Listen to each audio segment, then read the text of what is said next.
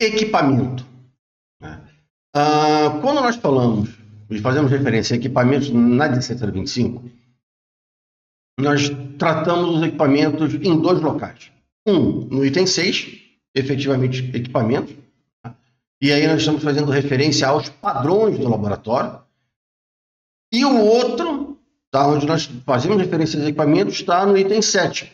E ali nós fazemos referência aos instrumentos do cliente. Então, a 17025 ela trata claramente o que é equipamento do laboratório e o que é equipamento do cliente. Okay? Nesse vídeo, nós vamos falar sobre os equipamentos do laboratório, que pertencem ao laboratório. Basicamente, os padrões do laboratório. Ok? Então, vamos lá. O primeiro item está relacionado especificamente, tá, ao que a 17025 determina, né, ou classifica como equipamento. O item 641 diz o seguinte, que o laboratório deve ter acesso aos equipamentos, incluindo, mas não se limitando a instrumentos de medição, software, tá, padrões de medição, materiais de referência, dados de referência, reagentes, tá, consumíveis e aparelhos auxiliares. Ou seja, quando nós falamos e fazemos referência a equipamentos do laboratório, está muito longe de ser só o instrumento de medição que é utilizado como padrão. Tá? Nós temos os instrumentos auxiliares, termigrômetros, barômetros, enfim, tá? Que vai depender aí da calibração que está sendo executada, mas também os softwares utilizados pelo laboratório. Tá? Então, ou seja, é necessário com que haja uma atenção em tudo que o laboratório utiliza e que sirva de alguma forma, direta ou indiretamente, como referência. Então, quando vocês pensarem em equipamentos para laboratório, pensem que está muito longe de ser somente os padrões.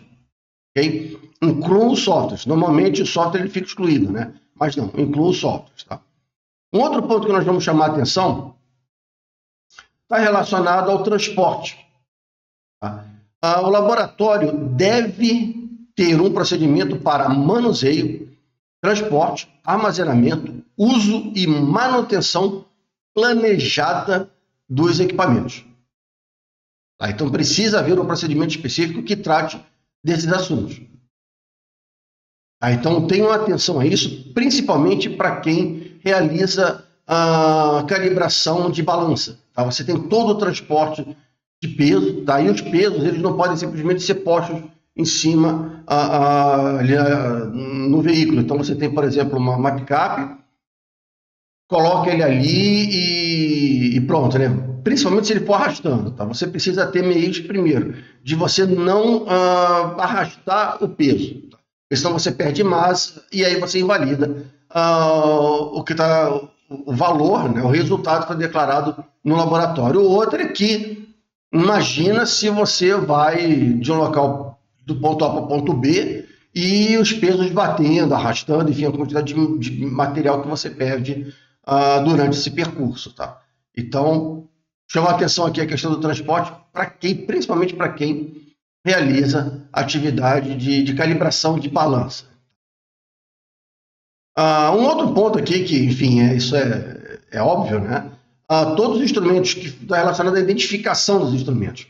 Você precisa identificar todos os instrumentos e também identificar os instrumentos que estiverem fora ou sem uso. Isso é um ponto importante. Mas, como eu disse, comum. Agora, o laboratório, ele não precisa ter todos os equipamentos. Isso é um ponto na 17025 muito, muito interessante. Tá? Ele não te obriga com que você tenha todos os instrumentos de medição. Você pode sim alugar instrumentos de medição, trabalhar com esse padrão durante um tempo e depois simplesmente devolver ele ao cliente. Tá? Porém, como é um equipamento que está fora do seu controle, você precisa ter meios para assegurar que sejam atendidos os requisitos para equipamentos relacionados a 17025. Então, ou seja, se você alugar um forno de bloco seco, por exemplo, tá? Não é simplesmente chegar, ele veio com certificado. Não vale, aquele certificado, obviamente, tem valor, mas não é total. Você precisa receber esse forno, você precisa fazer medições para confirmar se aquelas características metrológicas que estão no certificado elas são verdadeiras, elas são válidas, para aí sim você utilizar o forno de bloco seco.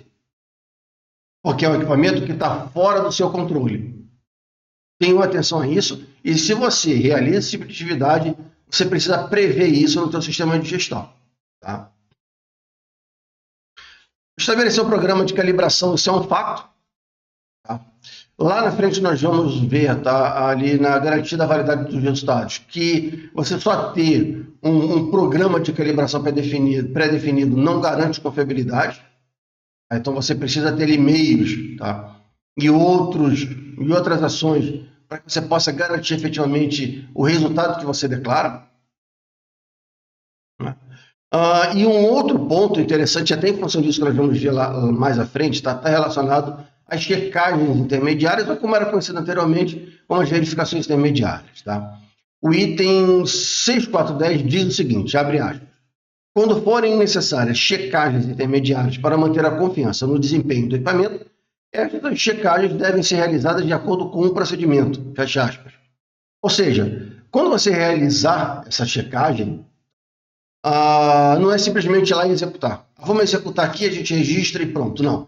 Você precisa ter um procedimento para isso, que diga como você vai verificar o instrumento, como você vai realizar a checagem do instrumento. E aí sim você executar para, claro, né, é parte do processo, você registrar o resultado e verificar e confirmar se você pode realmente continuar utilizando o instrumento de medição. Ok? Chama atenção aqui para o item 6413, não vou ler ele todo aqui, mas ele diz o que deve conter um registro de equipamento. Tá? Então você que está implementando a 17025, dá uma olhada no 6413, aqui ali você tem todos os itens que um registro de instrumentos de medição deve possuir. Obviamente, são as informações mínimas. Tá? Ok? Aguardo vocês lá no fórum, dúvidas, estou à disposição de vocês, nós vamos falando. Grande abraço.